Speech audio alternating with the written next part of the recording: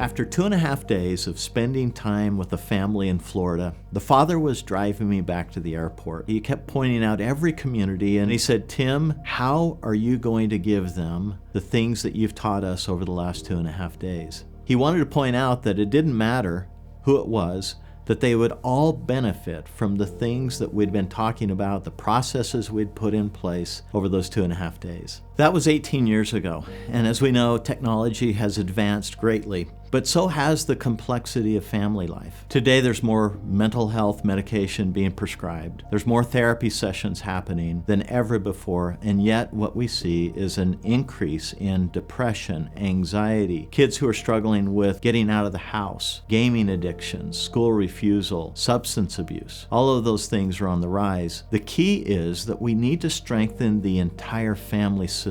One of the things I love the most about so many parents today is their desire to soak up information and be able to use that. So what you see is parents reading every book that they can find. And still with that, the limitation is, how do you implement that day in and day out? What about when you get tired? What about when you get frustrated and the emotions get really strong? What if you're not on the same page with your co-parent and you're trying to actually implement a boundary or a consequence? I'm Dr. Tim Thane. I've been working with adolescents and their families for 25 years now. I first started a wilderness treatment program to help teens who are struggling with all kinds of things. They tend to do really well in these programs, but then when they come out of the structure and support of those therapeutic programs and went back home where the challenges began in the first place, very difficult for them to maintain the momentum they had while they were in treatment. So then I started a company called Homeward Bound, and Homeward Bound's mission was simply to greatly improve the long-term outcomes following treatment. To do this, we knew we needed to